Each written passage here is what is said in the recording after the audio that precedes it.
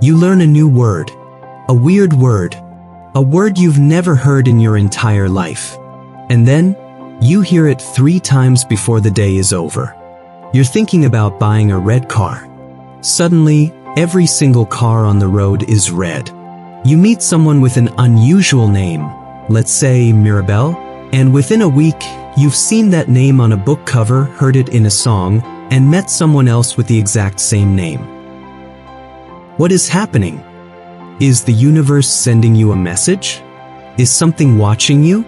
Is reality glitching? You are not going crazy. But what's happening to you is one of the strangest, most unsettling experiences the human brain is capable of producing. And it has a name with a dark history. A name that will make you question whether anything you notice is truly random, or whether your mind has been quietly constructing a reality design just for you. Welcome. And by the end of this video, the world will never look the same to you again. 1994, St. Paul, Minnesota. A man is reading his morning newspaper.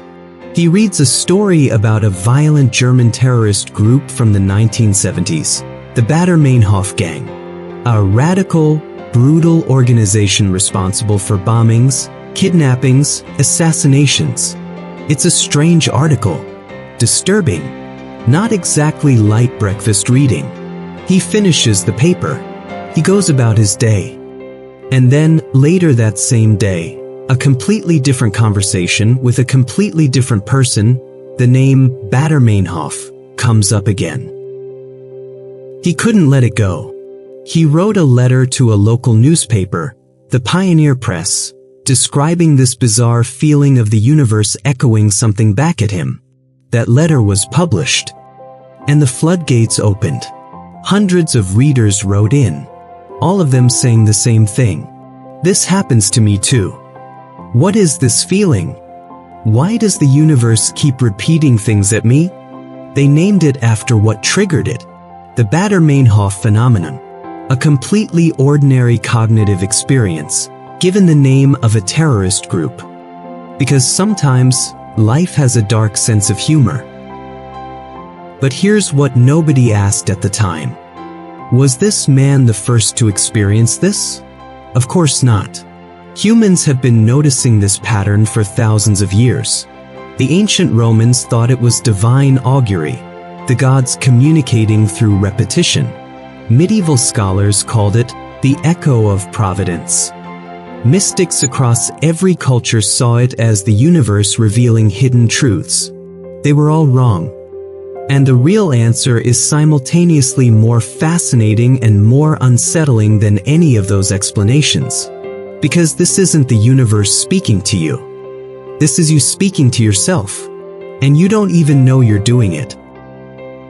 To understand what's really happening, you need to understand how your brain filters reality.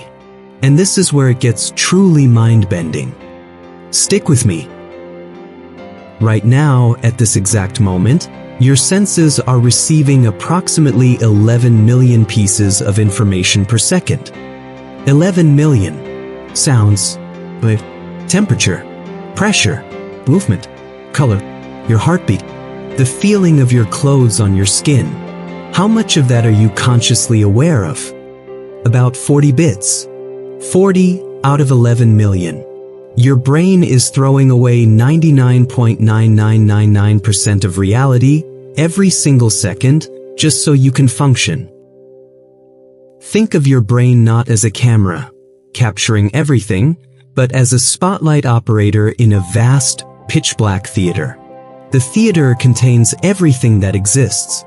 But the spotlight is tiny, and it can only point in one direction at a time.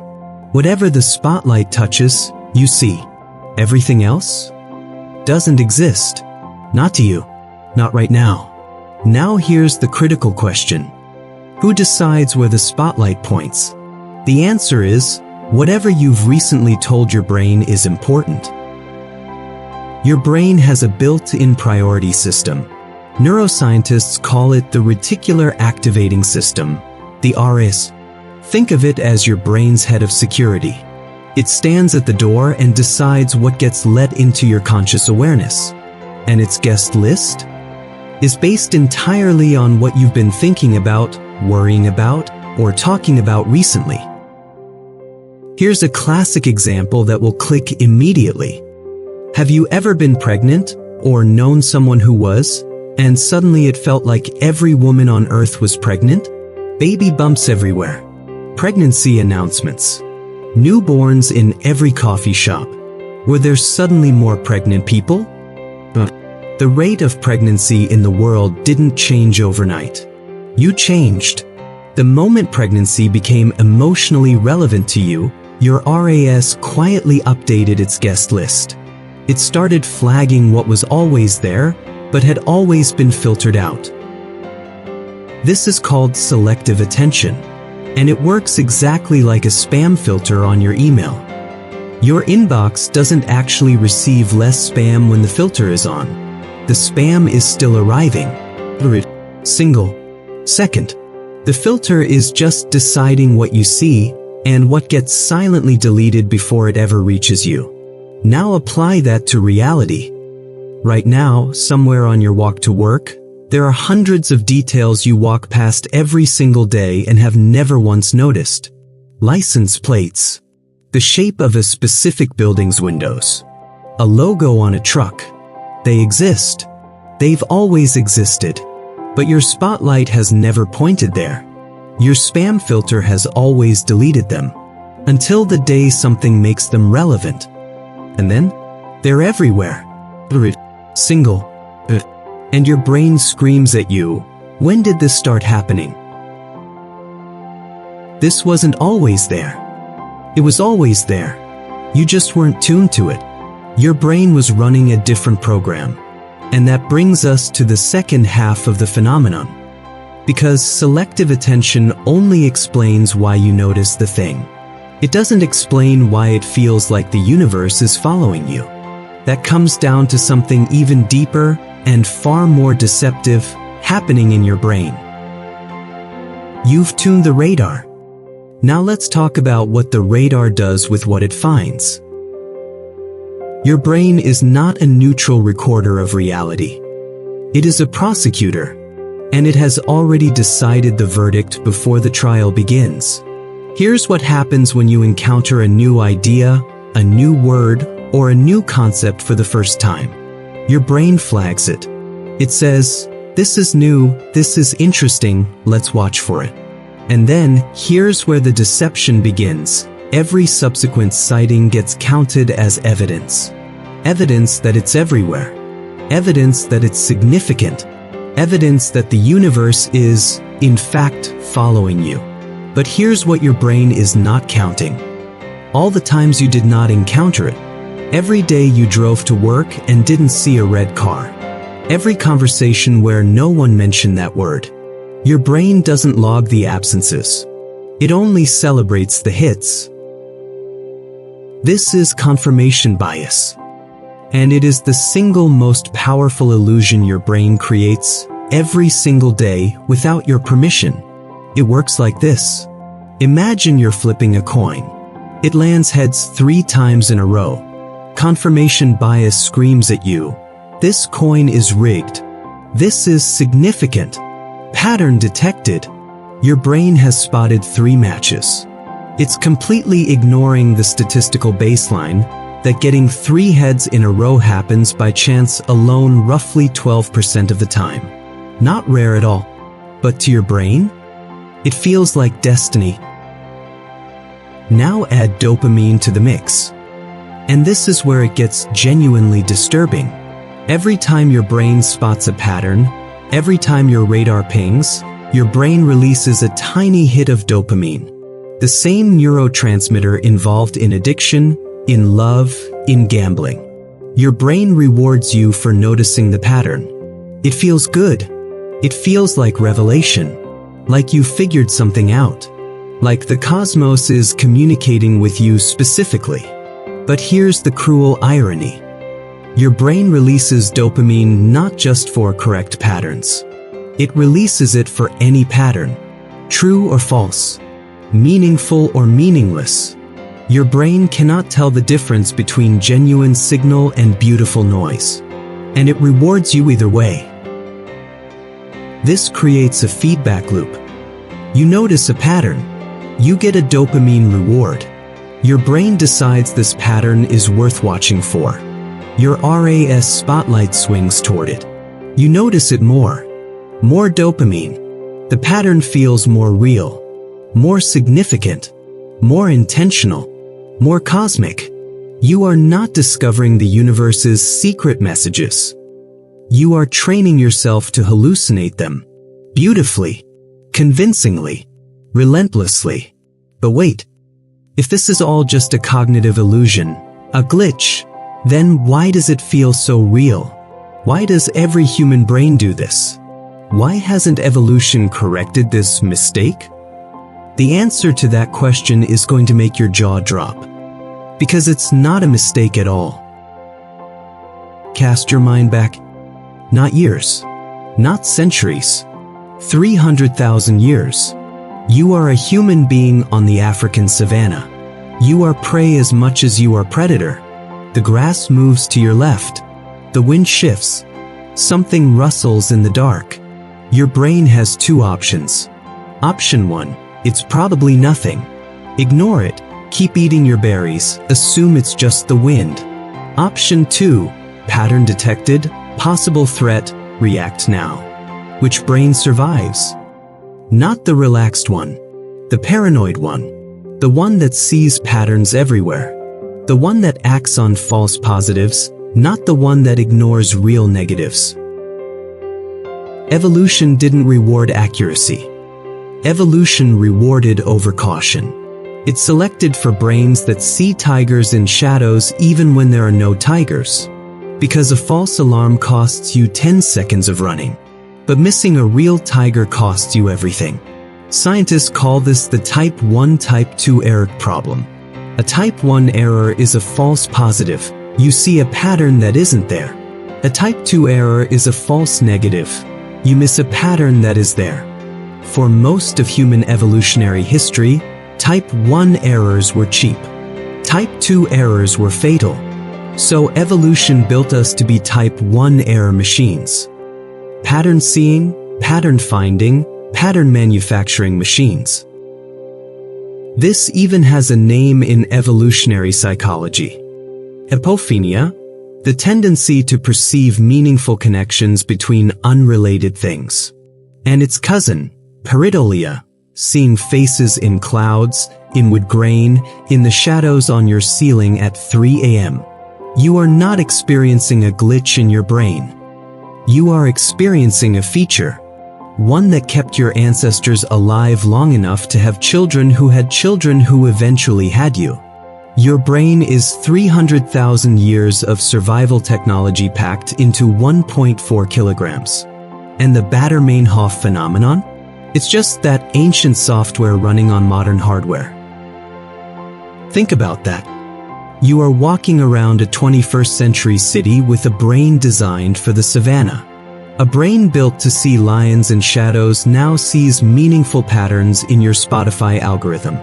A brain built to track prey now tracks coincidences. The hardware upgraded. The operating system didn't. And that mismatch between the ancient software and the modern world it's running in is creating problems we have never faced before in human history. You search for a pair of running shoes once. And for the next 6 weeks, every website you visit is selling you running shoes. Every ad, every social feed. Running shoes. Running shoes. Running shoes. Is the universe obsessed with your fitness? But an algorithm is. Social media algorithms have essentially weaponized the Baader-Meinhof phenomenon. They know, with mathematical precision, that your brain is more engaged by patterns than by novelty. So they feed you more of what you've already noticed. They show you more of what's already in your spotlight. They amplify your confirmation bias until your entire digital world is nothing but a mirror, perfectly reflecting back every fear, every desire, every obsession you've already developed. This has a name too. The filter bubble. And it's Baader-Meinhof on steroids. It's not just your brain selecting patterns anymore. It's $1 trillion industry engineering those selections for you, shaping what enters your spotlight, curating your confirmation bias, and calling it personalization. But the modern world consequences go even darker than that. Think about anxiety. If you're an anxious person, your RAS is permanently tuned to threats. Every headline that confirms danger. Every coincidence that seems ominous. Every pattern that suggests the worst. Your brain isn't finding bad news because bad news is everywhere. Your brain is finding bad news because it's been trained by worry, by fear, by past experience to see it first every time. Your spotlight is locked on shadow. And then there's the deepest, most personal version of this phenomenon. The one nobody talks about. The one that hits hardest of all. Have you ever been going through something painful? A breakup? A failure? A grief? And suddenly everything you encounter seems designed to remind you of it? Songs on the radio that hit too close. Overheard conversations that feel like they're about you.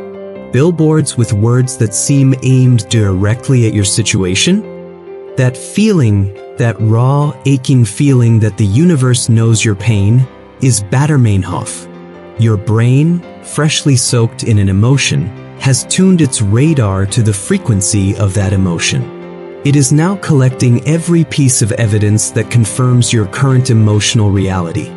Not because the world knows your story, because you're telling it to yourself. So, here is the question that should be keeping you up at night. If your brain is constantly curating reality, selecting what enters your awareness, reinforcing what confirms your beliefs, rewarding pattern detection with dopamine, tuning your spotlight to your current emotional frequency, then what exactly are you experiencing when you experience the world? Not the world. A world. Your world. A version of reality custom-built by 300,000 years of evolutionary software, shaped by every thought you've ever had, every fear you've ever felt, every obsession you've ever nurtured. The universe is not following you. You are following yourself. The patterns you see are the patterns you've trained yourself to see. The signs you receive are the signs you've prepared yourself to receive.